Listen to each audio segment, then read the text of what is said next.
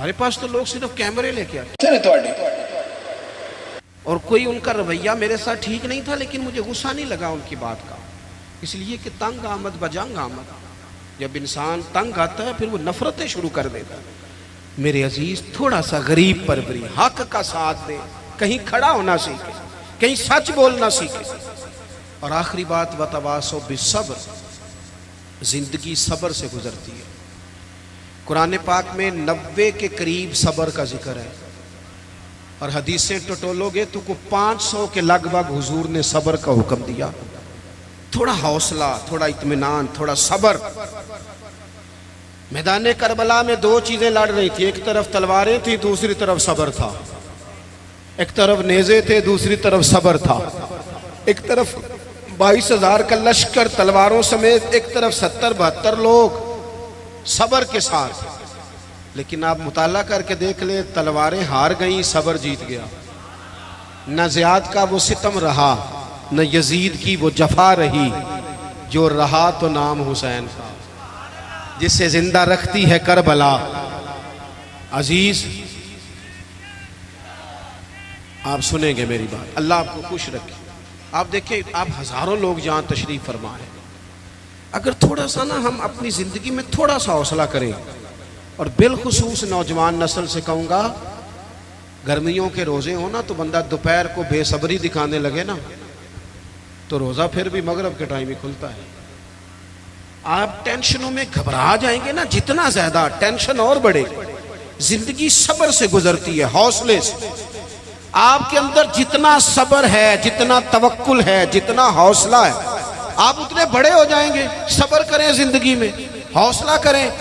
امام زین العابدین، امام زین العابدین مسجد نبوی شریف سے نکلے۔ دیکھیں ہم نہ صبر نہیں کرتے، چلیں 2 منٹ کے لیے بھائی نے سخت لفظ کہہ ہی دیے تھے، پر بھائی تھا نا، اگر صبر کر لیتے تو رشتہ بچ جاتا۔ چچا سے غلطی ہو گئی تھی، اگر صبر کر لیتے تو ہو سکتا تھا رشتہ، لیکن ہم نے 2 منٹ صبر نہیں کیا، ساری زندگی کے لیے اپنوں سے تعلق توڑ لیا۔ صبر، اطمینان، تھوڑا ٹھہراؤ۔ کوئی ہمیں کچھ کہہ بھی جائے تو کیا ہے ہم بھلا، کیا ہو گیا کسی نے کچھ کہہ لیا، کیا مطلب بت بنا لیا اپنا، اور خدا مجھے ایسی خدائی نہ دے کہ اپنے سوا کچھ دکھائی نہ دے۔ تھوڑا صبر۔ امام زین العابدین مسجد نبوی شریف سے نکلے تو ایک شخص نے معاذ اللہ آپ کو گالیاں دینی شروع کر دی۔ اینٹ کا جواب پتھر سے بھی دیا جا سکتا ہے، لیکن کچھ لوگ نا لوگوں کو اپنے صبر میں غرق کر دیتے ہیں۔ کسی نے آپ کو سخت بات کی، آپ نے جواب میں 3 کی، اس نے 6 کر دی، پھر آپ کو 9 کرنی پڑے گی۔ پھر ایک ٹائم آئے گا بول بول کے پاگل ہو جائیں گے۔ لیکن جیتنے کا طریقہ کیا ہے؟ اس نے ایک بات کی، آپ چپ ہیں، میری طرف دیکھیں یار، بیٹھ جائیں۔ جیتنے کا طریقہ کیا ہے؟ اس نے ایک بات کی، آپ چپ ہیں، اس نے 3 کی، آپ چپ ہیں، اس نے 6 کی، آپ چپ ہیں۔ پھر پتہ بندہ کیا کہتا ہے؟ کہتا ہے تو میں نے پاگل سمجھنا ہے، تو بولتا ہی نہیں۔ تو اس کا مطلب ہے چپ رہ کے بندہ پاگل بھی کر سکتا ہے۔ وہ کہے تو بولتا کیوں نہیں، تو اسے کو مجھے کسی درویش نے کہا تھا کہ جتن جتن تے ہر کوئی کھیڑے، او کدے ہارن بھی کھیڑ فقیرہ، او جتن دا مل کوڈی پیندا ہی ہارن دا مل ہیرا۔ کبھی بندے کو ہارنا بھی چاہیے، 2 میں سے ایک نے تو ہارنا۔ امام زین العابدین گزر رہے تھے، معاذ اللہ گالیاں دے رہا تھا۔ امام کے خادم کہتے ہیں پہلے امام تیز چلتے تھے، تھوڑی سپیڈ کم کر دی، تھوڑی سپیڈ کم کر دی، آہستہ ہو گئے۔ اب وہ بختہ جا رہا ہے، امام صاحب چپ ہیں، تسبیح پڑھ رہے ہیں، چپ کر کے گزر رہے ہیں۔ ویسے بھی ہر بندے کی اوقات نہیں ہوتی کہ اسے جواب دیا جائے، ہر بندے کی حیثیت نہیں ہوتی کہ بندہ وَإِذَا خَاطَبَهُمُ الْجَاهِلُونَ قَالُوا سَلَامًا۔ رب کہتا ہے جب جاہلوں سے ملو تو سلام کر کے گزر جاتے ہیں، مومن کی شان ہے، بحث نہیں کرتے۔ امام صاحب نے قدم آہستہ آہستہ کر دیے، امام صاحب کا گھر آ گیا تو امام صاحب ٹھہر گئے، پیچھے پلٹ کے دیکھا تو ہنسے، کہنے لگے بیلیا میرا گھر آ گیا، کوئی بات رہ گئی ہو تو کر لو، رہ گئی ہو تو کر لو۔ وہ شخص کہتا ہے مجھ پہ تو بجلیاں گری، میں سکتے میں آ گیا۔ ان کے جواب نے مجھے، ہم تو دشمن کو بھی پاکیزہ سزا دیتے ہیں، ہاتھ اٹھاتے نہیں، اسے اس کی نظروں سے گرا دیتے ہیں۔ کہتے ہیں کہ میں سکتے میں آ گیا۔ جب میں بالکل چپ کر گیا تو امام اندر گئے، ایک سرکے کی بوتل لائے، ایک شہد کھلائے، اور جب میں باہر آئے تو میرے ہاتھ میں تھما کے کہنے لگے میرے دادا مولا علی نے وصیت کی تھی پتر جو دروازے پہ آئے خالی ہاتھ نہیں جانا چاہیے، یہ تھوڑا تحفہ بھی لے جا۔ وہ شخص پیروں میں بیٹھ گیا، کہنے لگا حضور مجھے تو کسی ظالم نے شرارت کی تھی اس کام لگایا تھا، مجھے تو سمجھ آ گئی ہے آپ واقعی خون رسول ہے۔ اپنی زندگی میں حوصلہ۔ میرے دوستو نوجوانوں، اگر باپ کی جھڑکی بھی نہیں سننی تو سننی کس کی ہے؟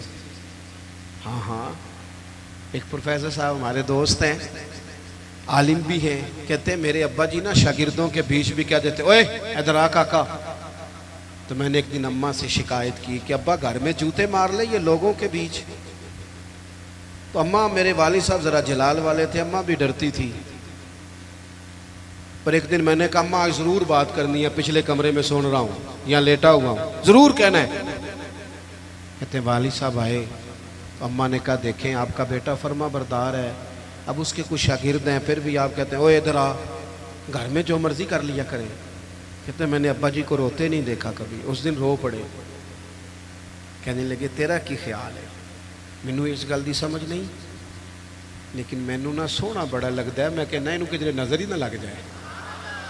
چلیں دعویٰ تو اماں کا ہی ہے صدقے باری جانے کا، پر ابا بھی کرتا ہے پیار، بڑا ہی کرتا ہے، دعویٰ اماں کا ہی ہے اور چلیں اسی کا زیادہ ہے، لیکن ابا بھی کرتا ہے، تھوڑا محسوس کرنے کی بات ہے۔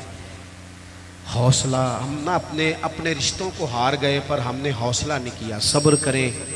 اور زندگی میں آتا ہے، میں نا سفر بڑا کرتا ہوں تو سکھر سے چڑھا موٹر وے پہ، تو میں نے ڈرائیور سے کہا لو اب راستہ آسان ہے، لاہور تک موٹر وے ہے۔ تو کہنے لگا پیر صاحب یہ مشکل ہے، نیند آنے لگ جاتی ہے، کبھی کوئی سپیڈ بریکر آئے، کوئی رکشہ آئے، کوئی ریڑی والا بابا کہے کہ تیرے نظر نہیں آتا، تو بندہ جاگتا رہتا ہے، کوئی تلخیاں ہوتی رہیں، کچھ تھوڑا سا لوگ یہ تو مشکل رستہ ہے، نیند آتی ہے۔ تو جینا اسی بندے کو جینا آتا ہے جس سے دکھوں میں جینا آئے، تکلیفوں میں جینا آئے۔ مصیبت تو آئے گی، اور ایک حدیث سن لے تو بات ختم کروں۔ میرے نبی پاک علیہ السلام نے فرمایا اللہ کسی بندے کا درجہ بلند کرنا چاہتا ہے، لیکن اس بندے کے عمل اس طرح کے نہیں ہوتے، پھر اللہ اسے کسی تکلیف میں مبتلا کرتا ہے، وہ صبر کرتا ہے، اللہ درجے بلند کر دیتا ہے۔ تو 4 باتیں میں نے عرض کی ہیں، ایک تو مضبوط یقین، اعمال صالحہ، حق بات کا ساتھ اور صبر کے ساتھ وقت، یہی امام علی مقام کا پیغام ہے۔ اللہ ہمیں سمجھنے کی توفیق عطا فرمائے۔ آگے چلے گا جی پروگرام؟ تو دعا حضرت اللہم صلی علی سیدنا مولانا محمد معدن الجود والکرم